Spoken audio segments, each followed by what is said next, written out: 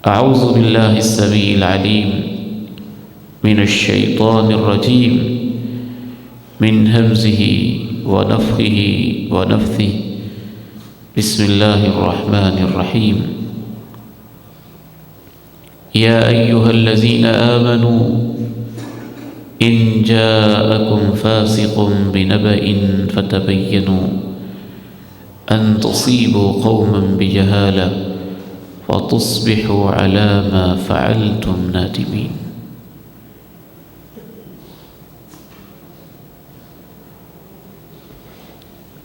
قرآن مجید فرقان حمید ایک مسلمان کے لیے دستور زندگی ہے، منشور زندگی ہے اور ضابطہ حیات ہے۔ قرآن اللہ کا کلام ہے۔ سلف صالحین کہتے تھے جو یہ چاہتا ہو کہ اس کا رب اس سے باتیں کرے، وہ اپنے رب سے باتیں کرے، وہ اللہ کا قرآن پڑھے۔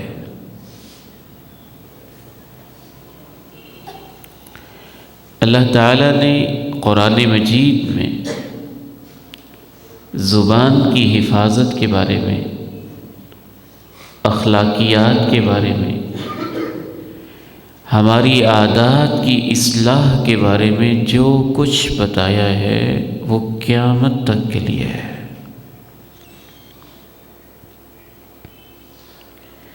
کوئی ایسا موقع نہیں جس میں ہم یہ کہیں کہ یہاں اللہ کا کلام نہیں چلے گا۔ آج کل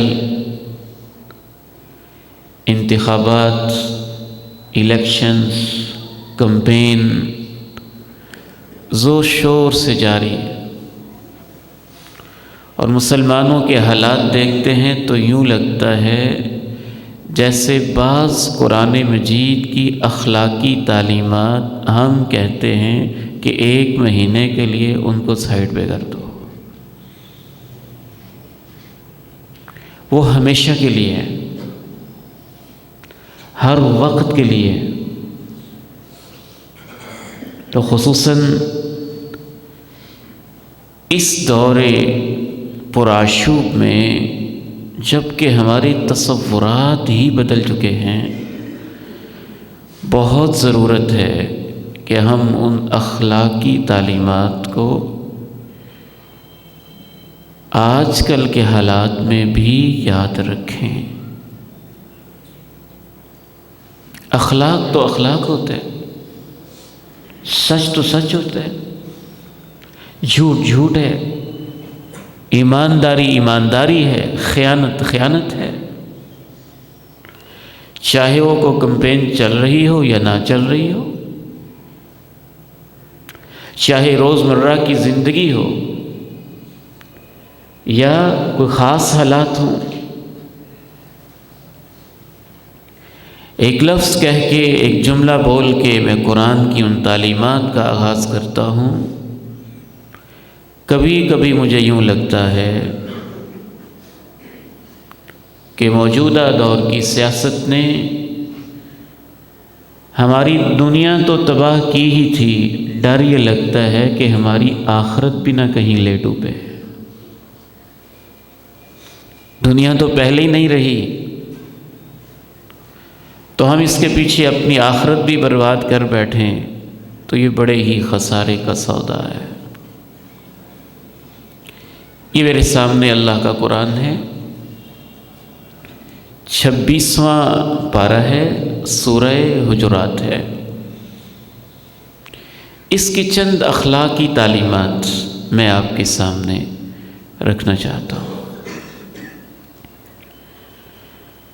اعوذ باللہ من الشیطان الرجیم، یا ایہا الذین آمنوا لا تقدموا بین یدی اللہ ورسولہ واتقوا اللہ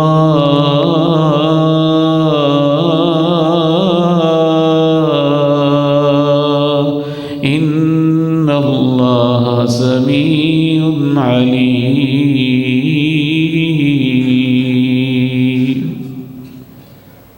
اے ایمان والو، اللہ اور اس کے رسول سے آگے نہ بڑھو اور آگے نہ بڑھاؤ۔ اللہ اور اس کے رسول سے مقدم کوئی چیز نہیں ہے، نہ کسی کا تعلق، نہ کسی کی دوستی، نہ کسی کی پارٹی، نہ کسی کی تنظیم، نہ معاشی وابستگی، نہ سیاسی وابستگی، سب سے آگے اللہ ہے اور اس کا رسول ہے۔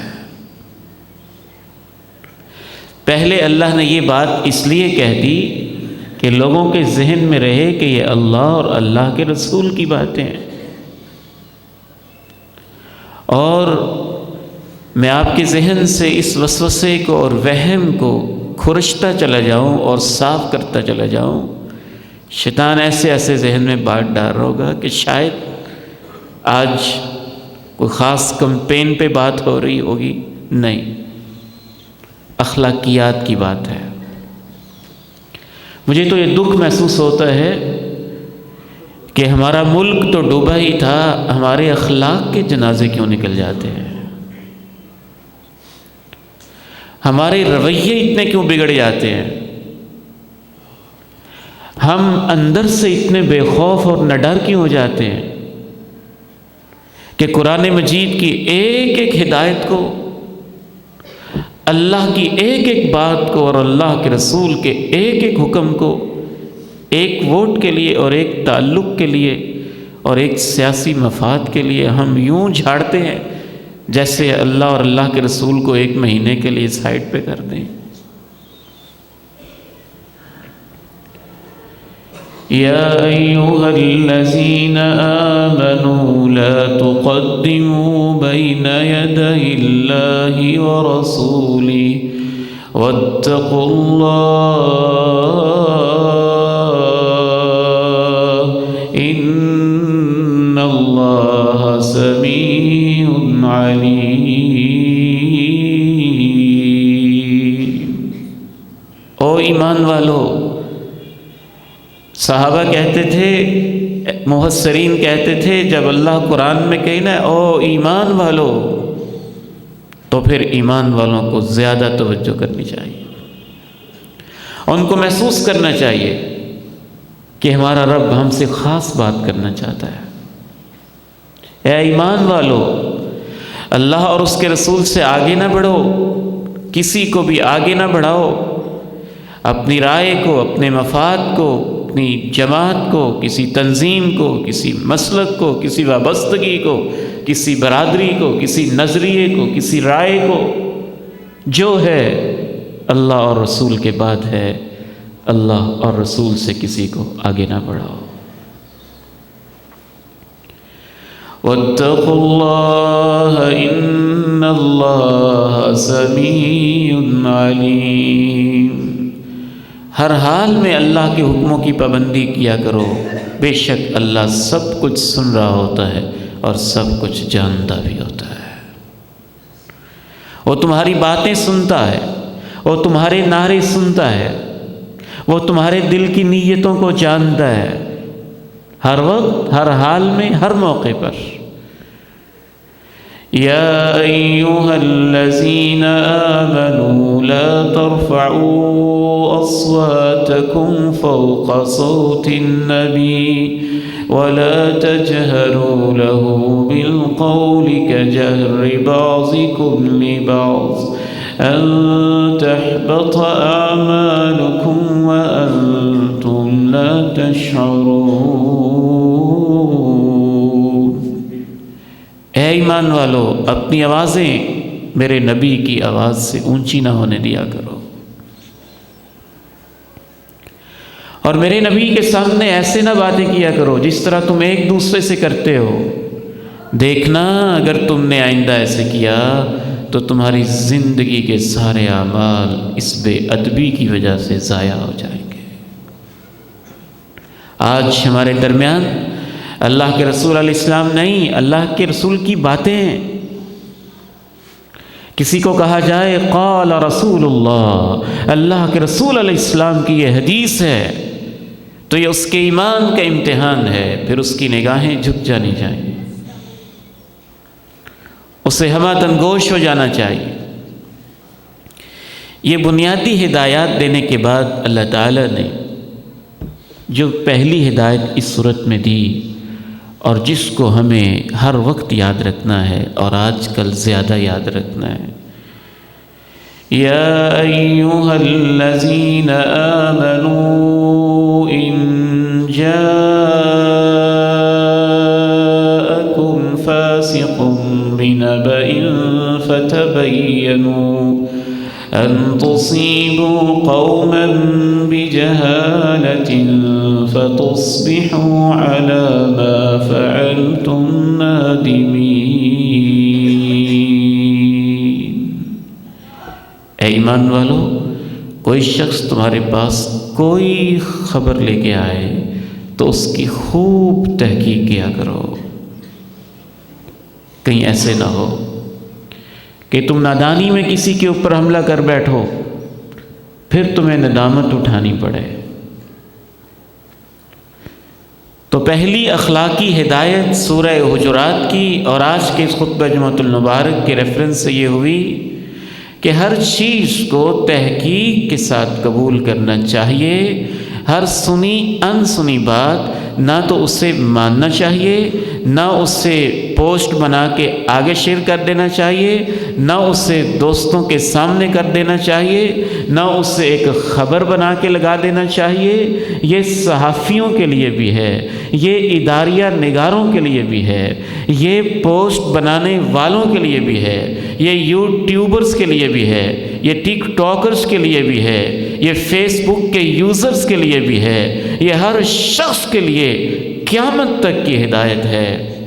اور یہ نہیں لفظ بولے تحقیق کر لو، لفظ تبین ہے، اور تبین کی بارے میں اہل علم نے یہ لکھا ہے، تبین یہ ہوتا ہے کہ آپ پوچھیں آپ کو کس نے بتایا، پھر غور کریں بتانے والا سچا ہے جھوٹا ہے، جو خبر لے کے آیا آپ اسے جانتے ہیں کہ نہیں جانتے، اس نے پھر کس سے سنا، پھر اس نے کس سے سنا، وہ سچا ہے کہ جھوٹا، آپ کو اس کی بات کی سمجھ بھی آئی ہے کہ نہیں، پھر یہ بات آگے کرنے والی بھی ہے کہ نہیں، پھر کن کے سامنے کرنی ہے اور کن کے سامنے نہیں کرنی۔ میڈیکل سائنس سے متعلقہ بات کو ڈاکٹر بہتر سمجھے گا، دین سے متعلقہ بات کو عالم بہتر سمجھے گا، جس ڈپارٹمنٹ سے متعلقہ بات ہے، جس شعبہ حیات سے متعلقہ بات ہے، اسے اس شعبہ سے وابستہ لوگ ہی بہتر سمجھیں گے۔ نہ ہر بات ماننے والی ہے، نہ ہر بات آگے پہنچانے والی ہے، اور نہ ہی ہر سچی بات ہر کسی کے سامنے کرنے والی ہوتی ہے۔ اہل ایمان ذمہ دار ہوتے ہیں۔ یا ایھا الذین آمنوا ان جاءکم فاسق بنبأ فتبینوا ان تصیبوا قوما بجہالة فتصبحوا علی ما فعلتم نادمین۔ جناب سلیمان علیہ السلام کے پاس ہدہد پرندہ آتا،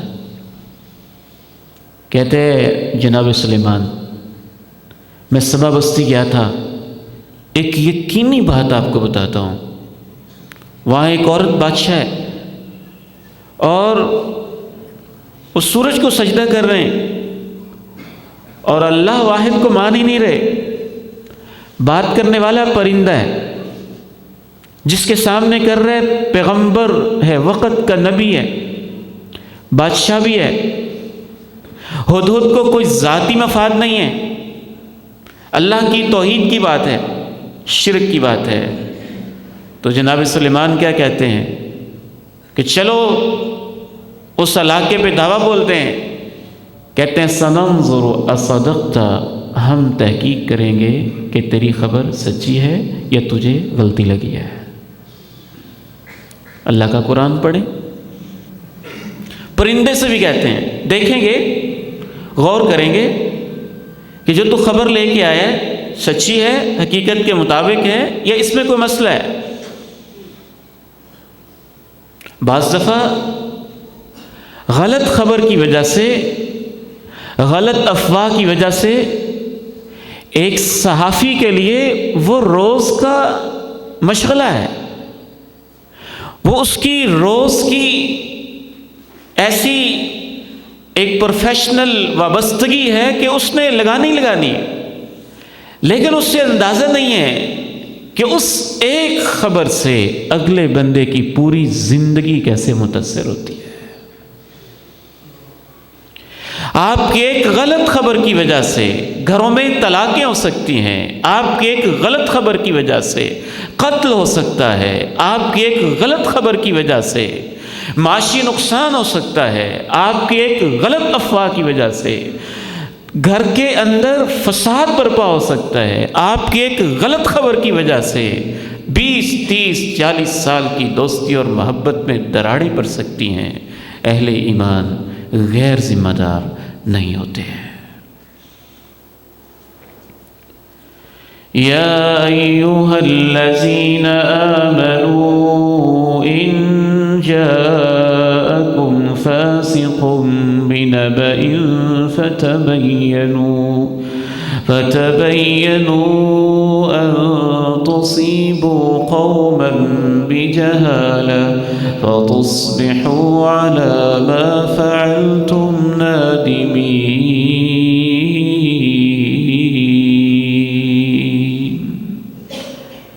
بتانے والے کو غلطی بھی لگ سکتی ہے۔ غزوہ احد ہے، اللہ کے پیارے نبی علیہ السلام سے بالکل ملتی جلتی شکل و صورت تھی صحابی یا رسول کی رضی اللہ عنہ و ارضا، وہ شہید ہو گئے، غلطی لگ گئی، دیکھنے والے نے سمجھا شاید اللہ کے نبی اللہ کو پیارے ہو گئے ہیں، اس نے یہ بات آگے کر دی۔ جب آگے کر دی، مسلمانوں کے حوصلے پست، تلواریں ہاتھوں سے گر گئیں، کچھ کہنے لگے اللہ کے نبی نہیں رہے تو اب کیا کریں، کچھ میدان چھوڑ کے جانے لگے، اور کچھ نے کہا کہ جس مشن پہ اللہ کے نبی چلے گئے اسی مشن پہ ہم بھی جائیں گے۔ لیکن خبر کا اثر تو بڑا گہرا ہوتا ہے، بہت اہم بات ہوتی ہے، اور انسان کی پوری زندگی بعض دفعہ اس سے متاثر ہوتی ہے۔ اور خصوصاً آج کے اس دور میں تو میں آپ کو اللہ کے گھر میں کھڑے ہو کے نصیحت کرتا ہوں، آپ اپنی آنکھوں سے ویڈیو دیکھ لیں، آپ اپنے کانوں سے سن لیں، آپ یوٹیوب پہ دیکھ لیں، فیس بک پہ دیکھ لیں، کسی ایک چیز پہ دیکھ لیں، جب تک اس کی تحقیق اور تسلی نہ ہو، کسی کی عزت اور ذات کے متعلقہ وہ بات ہے تو اسے آگے نہ پہنچائیں۔ کیمرے کی اندر ایڈیٹنگ آج کتنی آسان چیز ہے، کیا سے کیا بنا دیا جاتا ہے، اور ہر بات کو آگے پھیلانا اللہ کے قرآن کی آیتیں جس پیغمبر پہ نازل ہوئی ہیں اس پیارے نبی علیہ السلام کا فیصلہ ہے کہ جو ہر سنی سنائی بات آگے کرتا ہے، آپ نے ارشاد فرمایا وہ جھوٹوں میں سے ایک جھوٹا ہوتا ہے۔ آگے تو آپ نے پہنچائی ہے نا، تو اب وہ آپ کے کھاتے میں لکھی گئی ہے، شیئر آپ نے کی ہے، اب وہ آپ کے کھاتے میں لکھی گئی ہے، ذمہ داری آپ کی تھی۔ آپ یہ کہہ کے بری نہیں ہو سکتے کہ لوگ کہتے ہیں، میں نے سنا ہے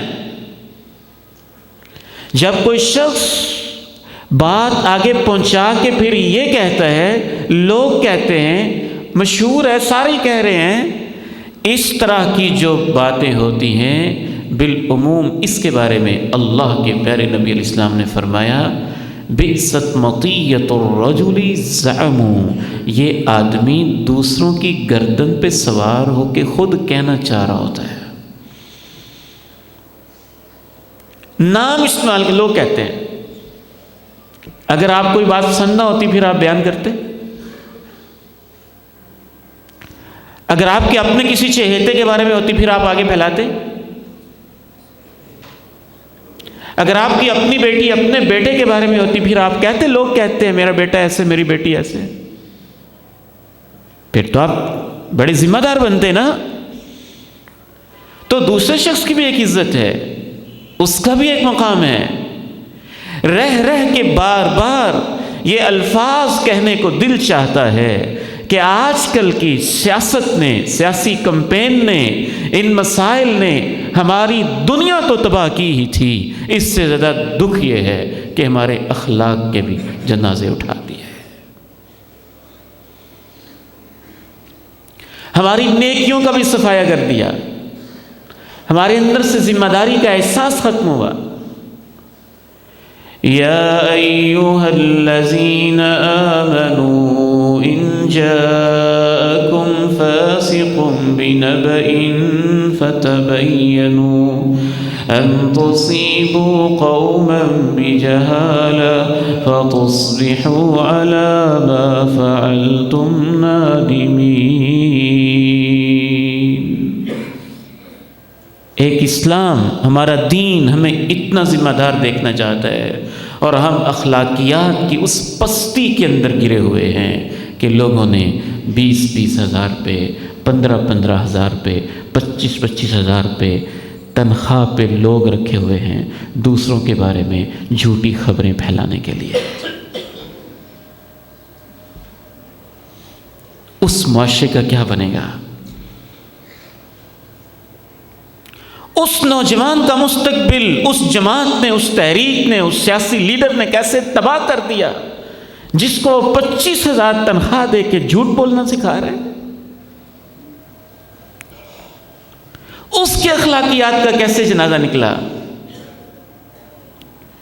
یا ایھا الذین آمنوا ان جاءکم فاسق بنبأ فتبینوا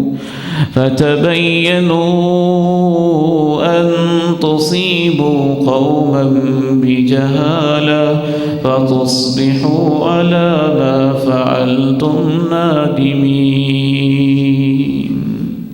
آپ کا کام بس اتنا ہے کہ آپ نے 200 لوگوں کو یہ پوسٹ فارورڈ کر دینی ہے اور ہم تمہیں اتنی تنخواہ دے دیں گے۔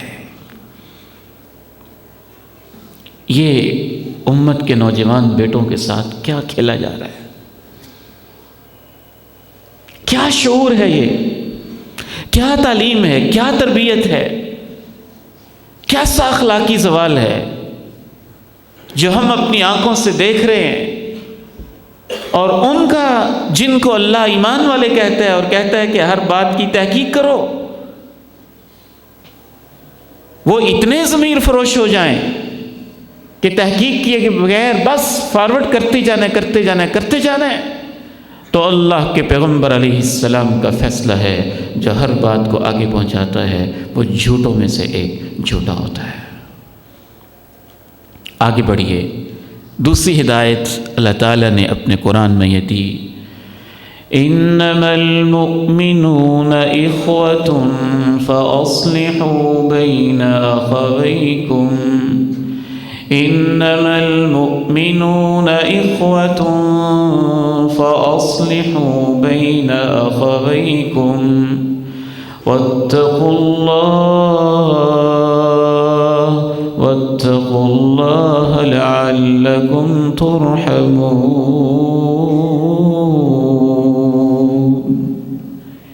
ایمان والوں کا آپس میں اس کے بغیر کوئی رشتہ ہے ہی نہیں کہ وہ سب بھائی بھائی ہوتے ہیں۔ اگر کہیں ان میں اختلاف ہو جائے تو ان کی صلح کراؤ، اللہ کے حکموں کی پابندی کرو، اس طرح تمہارے اوپر اللہ کی رحمت نازل ہوگی۔ عجیب کلچر ہم دیکھ رہے ہیں، باپ ایک طرف، بیٹا دوسری طرف، بڑا بھائی ایک طرف، چھوٹا بھائی دوسری طرف، انکل ایک طرف، بھتیجا دوسری طرف، ماموں ایک طرف، بھانجا دوسری طرف، اگر یہ صرف سیاسی کمپین کی حد تک مسئلہ ہو تو بھی قابل برداشت ہوتا، لیکن اس سیاسی وابستگی کو ایسا ایمان بنا لینا، ایسا عقیدہ بنا لینا کہ اس کی بنیاد پہ رشتوں کو بھول جانا، بڑے کا احترام بھول جانا، اور اللہ اور اللہ کے رسول نے جو ایمان والا رشتہ بنیاد قرار دیا ہے اس کو پیچھے چھوڑ دینا، اور صرف سیاسی وابستگی کی بنیاد پہ تعلقات کو استوار کرنا۔ آپ مجھے ایمانداری سے بتائیں، اللہ کے قرآن کے اس حکم کی مخالفت ہے کہ نہیں؟ ہمارے رشتوں کی بنیاد تو ایمان ہے، ہمارے تعلق کی بنیاد تو اللہ اور اللہ کا رسول ہے، ہماری وابستگی، ہماری محبتیں، ہمارے دل کے اندر کسی کے لیے پیار اور چاہت، اس کی بنیاد تو ایمان، عقیدہ، قرآن، سنت، اللہ اور اللہ کا رسول ہے۔ قرآن تو یہی فیصلہ کرتا ہے۔ وقتی طور پہ آپ کو کوئی تنظیم بہتر لگتی ہے، کوئی سیاسی پارٹی بہتر لگتی ہے، آپ اس کو سپورٹ کر رہے ہیں، اس کی گنجائش موجود ہے، لیکن اس کی گنجائش آپ نے کہاں سے نکال لی ہے کہ اس کی بنیاد پہ آپ نے قطع رحمی کرنی ہے، رشتوں کو توڑ دینا ہے، لڑائیاں پالنی ہیں، نفرتیں پالنی ہیں، اور اپنے دل کو کینے سے پال لینا ہے اور بھر لینا ہے۔ یہ گنجائش آپ نے کہاں سے نکال لی ہے؟ اس کی بنیاد صرف اور صرف اخلاقی پستی ہے، اخلاقی بحران ہے۔ انما المؤمنون اخوة فاصلحوا بين اخويكم واتقوا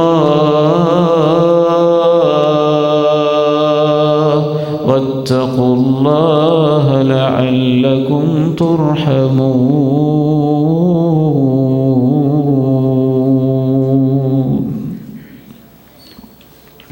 تیسری ہدایت قرآن مجید کی اس عظیم سورہ مبارکہ سے ہمیں یہ محسوس ہوتی ہے، دو ٹوک اللہ نے بیان کی، اس کو دلوں پہ نوٹ کریں۔ یا ایھا الذین آمنوا لا یسخر قوم من قوم عسى ان یکونوا خیرا منہم ولا نساء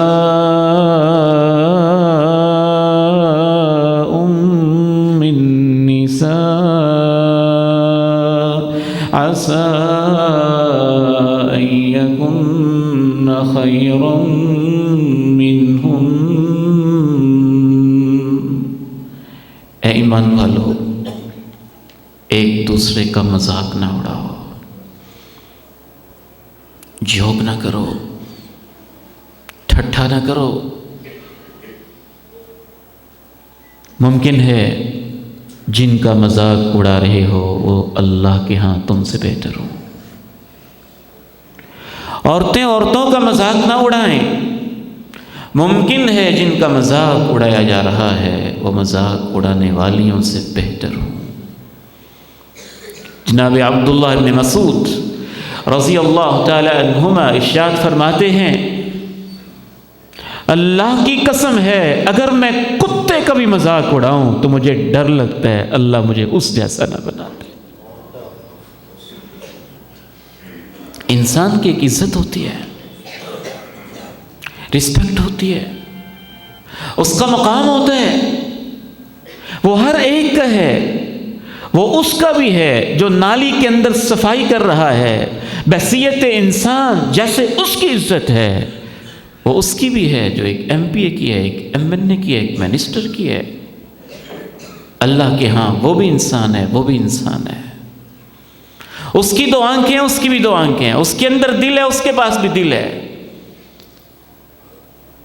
اس سے تکلیف ہوتی ہے، اس کو بھی ہوتی ہے۔ عجیب ہمارا مزاج بن چکا ہے کہ جو بہت غریب ہے اس کی بھی عزت نہیں، اور جو معاشرے کے اندر لیڈر بن جائے اس کی بھی عزت نہیں۔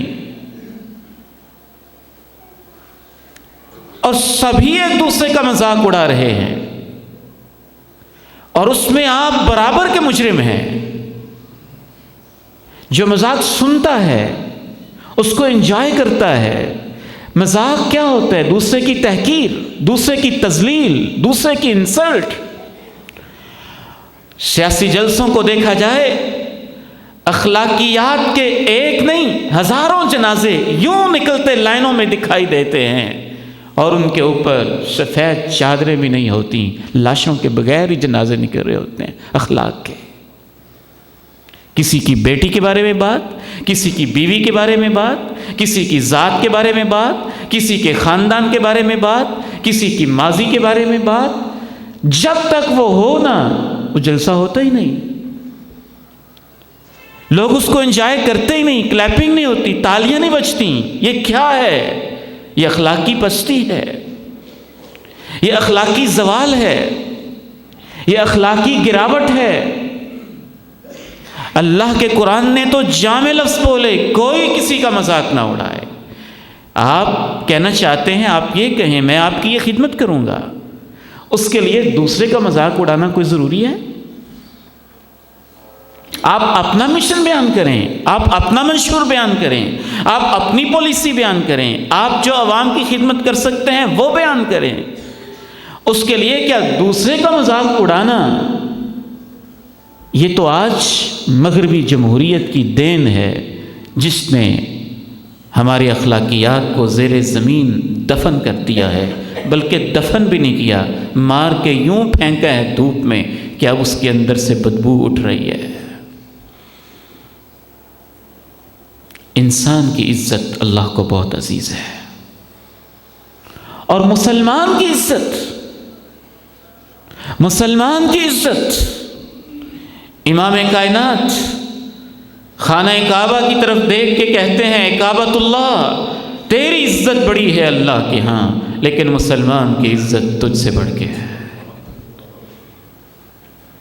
سیاسی مخالفت کی وجہ سے کیا وہ مسلمان نہیں رہا؟ وہ انسان نہیں رہا؟ اس کے بیوی بچے نہیں ہیں؟ اس کے ماں باپ نہیں ہیں؟ اس کی فیلنگز نہیں ہیں؟ اس کے احساسات نہیں ہیں؟ اس کی فیملی نہیں ہے؟ اس کی رسپیکٹ نہیں ہے؟ اس کا مقام نہیں ہے؟ بس انسان آپ کی پارٹی میں رہتے ہیں۔ کہاں جا رہے ہیں ہم؟ کس طرف جا رہے ہیں ہم؟ شعور کے اوپر، عقل کے اوپر پردے کیسے ڈالے گئے ہیں؟ ہونا بھی کچھ نہیں، حالات بھی وہیں کے وہیں، معاملات بھی ویسے ہی، دھکے بھی کھائے ہم نے۔ اپنی آخرت تو بچا لیں، اخلاق تو بچا لیں، ایمان تو بچا لیں، قبر تو بچا لیں، اخلاق تو سنبھال لیں، کم از کم یہ تو ہمارے پاس رہنے دیں۔ یا ایھا الذین آمنوا لا یسخر قوم من قوم عسى ان یکونوا خیرا منهم ولا نساء من نساء عسى ان یکن خیرا منهم۔ لگتا ہے کہ اللہ کا خوف ختم ہو گیا ہے، مرنا ہے اس پہ ایمان ختم ہے، حساب دینا ہے یہ فکر ہی نہیں۔ ہم اس نبی کے امتی ہیں جس سے بڑی مخالفت کسی کی نہیں کی گئی، اور مخالفت کرنے والے بھی بدترین لوگ ہیں، رشتہ دار بھی ہیں۔ سیاسی سطح پہ مخالفت ہے، معاشی سطح پہ بائیکاٹ ہے، مذہبی سطح پہ بائیکاٹ ہے، ہر ایک سطح پہ ہے، اور ان سے بڑا عزت والا کوئی نہیں ہے۔ جو اس پیغمبر کی مخالفت کرنے والا ہے اس سے بڑا ذلیل کوئی نہیں ہے۔ اللہ نے اسے ابتر اور بدتر کہا ہوا ہے۔ لیکن مجھے ایک لفظ بھی دکھا دیں اللہ کے پیارے نبی نے اپنی پوری زندگی میں اپنے کسی مخالف کے بارے میں بولا ہو۔ آپ نے اپنا پیغام پیش کیا ہے، لا الہ الا اللہ کہہ دو، نظریات کی مخالفت کی ہے، شرک نہ کرو، یہ بت کچھ نہیں کر سکتے۔ ایک لفظ نکال دیں، آپ نے کہا ابو جہل کے بارے میں ابو جہل ایسا ہے، ابو لہب کے بارے میں کہو، عبداللہ بن ابی کے بارے میں کہو، یہ اخلاق ہوتا ہے، یہ کردار ہوتا ہے۔ جس بندے کو یہ یقین ہوتا ہے کہ میں کچھ کر سکتا ہوں اور میں کچھ سروس دے سکتا ہوں، اس کو دوسرے کو گرانے کی ضرورت نہیں ہوتی ہے، وہ اپنا ماضی پیش کرے۔ آپ نے کہا میں 40 سال تمہارے درمیان رہا ہوں، کبھی سنا ہے کہ میں نے جھوٹ بولا ہو؟ جب تک آپ کے اندر عقل نہیں آئے گی، آپ کے اندر شعور نہیں آئے گا، آپ کی تربیت ایمان پہ نہیں ہوگی، قرآن پہ نہیں ہوگی، حدیث پہ نہیں ہوگی، سنت پہ نہیں ہوگی، جب تک آپ اپنا رشتہ اللہ کے پیغمبر سے اور اللہ کے ساتھ نہیں جوڑیں گے، کچھ نہیں ہوگا۔ عزت ہوتی ہے، چاہے اپنی پارٹی کا ہے چاہے دوسرا ہے، اس کا مذاق اڑانا، اس کی تصویر کو بگاڑنا، اس کی شکلوں کو بگاڑنا، اس کی فیملی کا مذاق اڑانا، اس کی ذات کا مذاق اڑانا، اس کی برادری کا مذاق اڑانا، اس کے گھر کا مذاق اڑانا، اس کے اٹھنے بیٹھنے کا شکل و صورت کا مذاق اڑانا، اللہ کا قرآن فیصلہ کرتا ہے، اللہ آپ کو اس کی اجازت نہیں دیتا ہے۔ يا أيها الذين آمنوا لا يسخر قوم من قوم عسى أن يكونوا خيرا منهم ولا نساء من نساء عسى أن يكن خيرا منهن۔ چوتھی بات اللہ کے قرآن سے سنیے، وَلَا تَلْمِزُوا أَنفُسَكُمْ وَلَا تَلْمِزُوا أَنفُسَكُمْ وَلَا تَلْمِزُوا أَنفُسَكُمْ، اپنے آپ کے اوپر تانے نہ لگاؤ۔ اپنے اوپر کون تانا لگاتا ہے؟ اپنے آپ کو کون تانا دیتا ہے؟ زبان تو ہر ایک کے منہ میں ہے، آپ دوسرے کو لگائیں گے وہ آپ پہ لگائے گا، تو سارا معاشرہ اسی پہ لگ جائے گا، فائدہ کیا ہوگا؟ کچھ بھی نہیں۔ تانا کسی غلطی پہ ہوتا ہے، برائی پہ ہوتا ہے، گناہ پہ ہوتا ہے، آپ جو قانونی سزا بنتی ہے وہ دیں، لیکن زبانی کلامی فائرنگ کرتے رہنا، تانے لگانا، اس حد تک اللہ کے پیغمبر علیہ السلام نے اس سے روکا۔ ہم اللہ کے فضل سے اللہ اور اللہ کے رسول کی باتیں کرنے والے لوگ ہیں، ہمارا کوئی ذاتی مفاد نہیں ہے، ہم تو اپنی اور اپنے ان بھائیوں بہنوں بیٹیوں اور بیٹوں کی آخرت بچانا چاہتے ہیں۔ سنن نبی داؤد ہے، اللہ کے پیغمبر علیہ السلام نے کہا تمہاری لونڈی وہ ہوتی ہے جسے پیسے دے کے خریدا ہوتا ہے، اس دور میں غلامی کا نظام تھا، تمہاری لونڈی اگر بدکاری کرے اس کو قانون کے مطابق کوڑے لگا دے لیکن تانا نہ دے، وہ پھر کرے پھر کوڑے لگائے تانا نہ دے، وہ پھر کرے، آپ نے فرمایا ایک رسی بھی اس کی قیمت بنتی ہو بیچ دے، گھر میں نہ رکھے لیکن تانا نہ دے۔ تانے کا کیا نقصان ہوتا ہے؟ پہلا نقصان تو یہ ہوتا ہے کہ تانا دینے والا اصل میں اپنے آپ کو پاک صاف کہہ رہا ہوتا ہے، تو ایسا ہے وہ ایسا ہے، تو دوسرے لفظ میں کہنا چاہتا ہے میں ایسا نہیں ہوں، میں بڑا عظیم ہوں۔ پہلا نقصان تو یہ ہوتا ہے۔ دوسرا نقصان، اگر وہ ایسا ہے تو پھر کیا کریں؟ پھر اس کی اصلاح کرنی ہے یا اس کو اور بگاڑنا ہے؟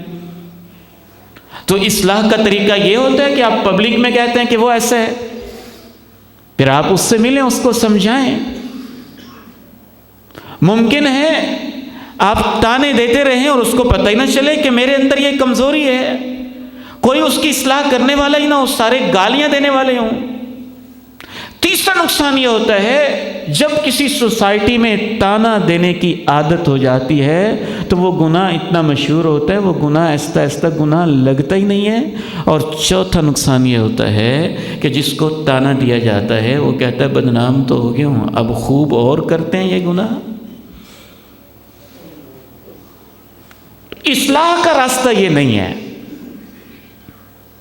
یا آپ اپنی بڑھاس نکال رہے ہیں، یا آپ حسد نکال رہے ہیں، یا آپ کینے کے اندر مبتلا ہیں، یا آپ کا کوئی مفاد ہے، یا اپنے آپ کو اصل میں آپ پاکیزہ کہنا چاہتے ہیں، تو تبھی آپ تانا دیتے ہیں۔ عام حالات میں بندہ تانا نہیں دیتا۔ اللہ کے پیارے نبی علیہ السلام نے تو کمال کی بات ارشاد فرمائی۔ آپ نے فرمایا اگر تمہیں کوئی شخص ایسی برائی کا تانا دے جو وہ تمہارے بارے میں جانتا ہے تو پھر بھی اسے تانا نہ دو، کیونکہ اس کے تانے کا گناہ اسے ہوگا، تم تو گناہ سے بچ جاؤ۔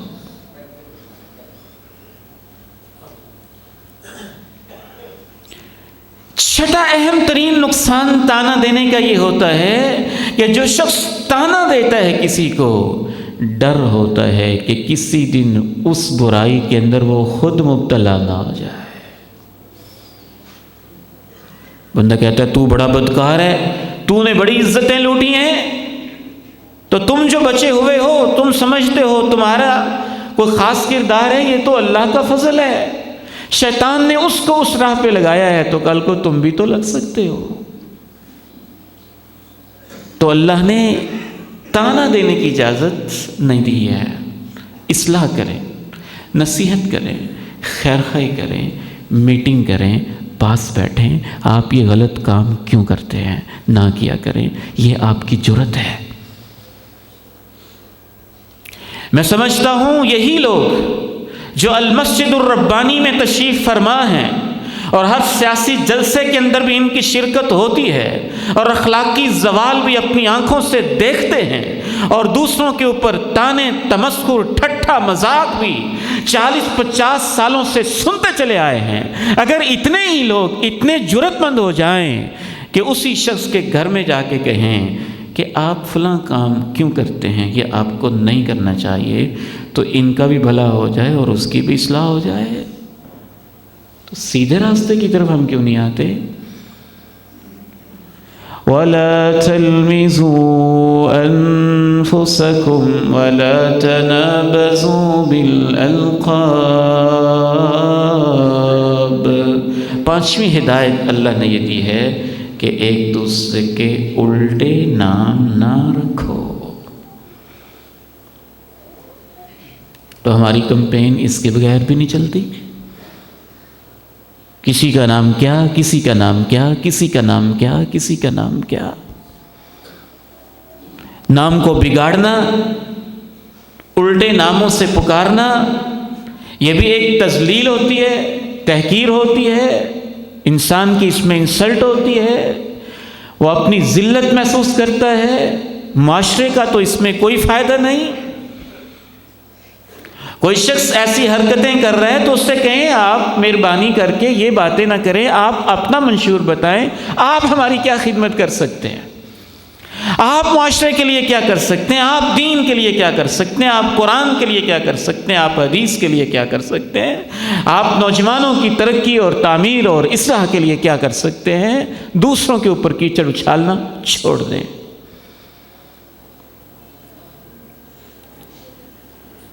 وَلَا تَنَابَزُوا بِالْأَلْقَابِ بِئْسَ الِاسْمُ الْفُسُوقُ بَعْدَ الْإِيمَانِ۔ ان ظالموں نے اللہ کے نبی علیہ السلام کا نام بدل دیا تھا، محمد کی بجائے نعوذ باللہ کہا، مزمم ہے، نعوذ باللہ کہا، قابل مذمت ہے۔ کیا عظمت تھی، کیا عظمت تھی۔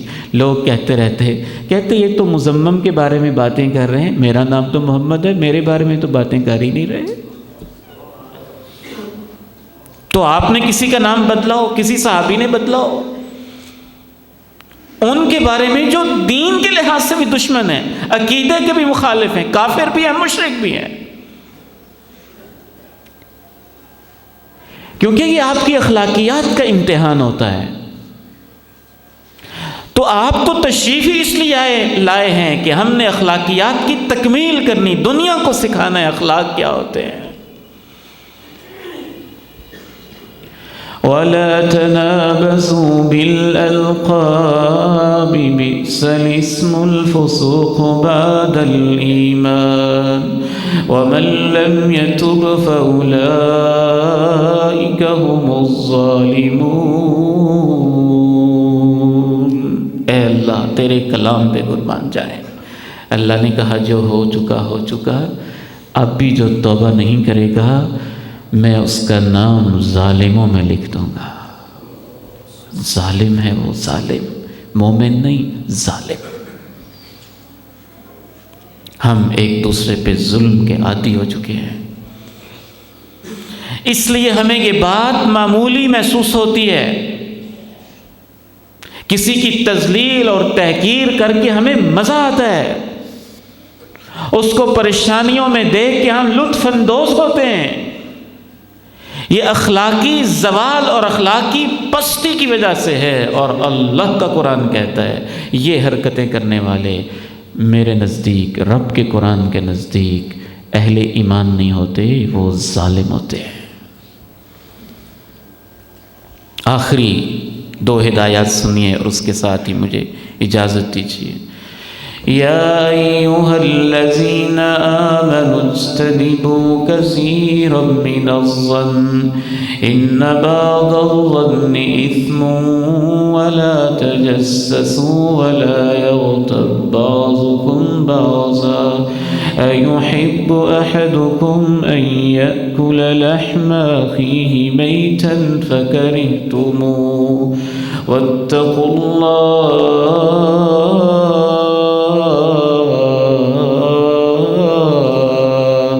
ان اللہ تواب الرحیم۔ ایمان والو، کچھ بدگمانیوں سے بچو جن کے بارے میں ثابت ہے کہ انہوں نے فلاں فلاں موقع پہ پریشان کیا، اس کے بارے میں بندہ سوچ لیتا ہے، لیکن بغیر کسی وجہ کے کسی بندے کے بارے میں بدگمانی کرنا شریعت میں اسے بدترین جھوٹ کہا گیا ہے، کیونکہ وہ آپ کی سوچ کا جھوٹ ہوتا ہے۔ جاسوسی نہ کرو، دوسروں کی کمزوریوں کی ٹو میں رہنا، یہ کیا کرتا ہے، کہاں جاتا ہے، کیسے کرتا ہے، کہ گھر میں کیا ہوتا ہے، فلاں جگہ کیا ہوتا ہے، فلاں جگہ کیا ہوتا ہے۔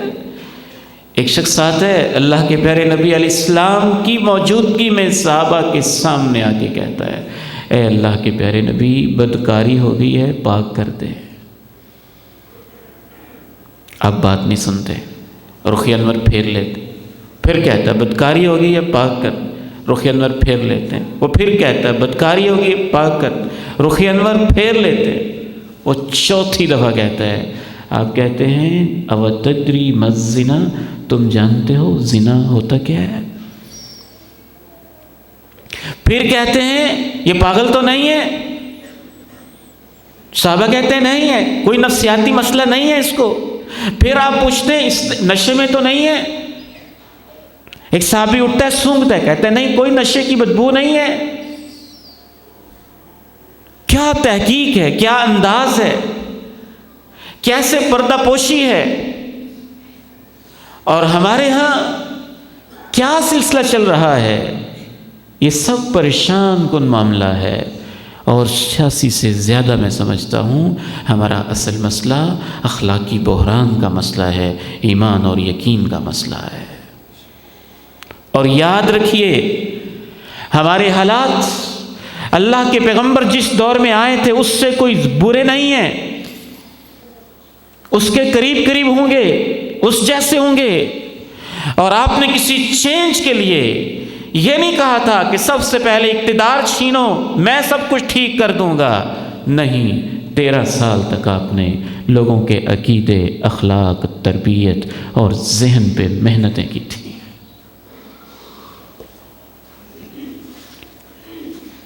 وہ سمجھدار بندہ ہے جو آتے ہی مسجد کی چھت ڈالنا شروع کر دے. ہم اس کو کہیں بھی چھت کیوں ڈال رہے ہو؟ تو وہ کہیں میں چھت ہی تو ڈال رہا ہوں. ہم اس کو کہیں پہلے بنیادیں تو رکھ لو. کہیں نہیں، چھت کی زیادہ ضرورت ہے، سائے کی ضرورت ہے، پہلے چھت ڈالنی چاہیے.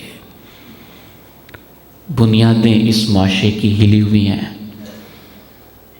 لا الہ الا اللہ کا مفہوم تک نہیں پتہ اس سوسائٹی کو. اخلاق کیا ہوتا ہے لوگ اس سے واقف نہیں. قرآن کی کیا تعلیمات ہیں لوگ اس سے آگاہ نہیں. چھوٹے بڑے کی تمیز احترام کیا ہوتا ہے لوگ اس سے واقف نہیں. اگر واقعی آپ اس کی کچھ خدمت کرنا چاہتے ہیں اس معاشرے کی، تو اللہ کے قرآن کو ہاتھ میں پکڑ کے کہتا ہوں، لوگوں کو قرآن اور سنت سے جوڑنے سے بڑھ کر، اور ان کے اخلاق کی اصلاح سے بڑھ کر، اور ان کی ذہنی تربیت سے بڑھ کر اس وقت اس معاشرے کی کوئی خدمت نہیں ہے. یہ نبیوں کا مشن ہے. اسی کے اوپر دعا ہے اللہ ہمیں قائم رکھے اور اسی پہ موت نصیب فرمائے. وآخر دعوانا الحمد للہ.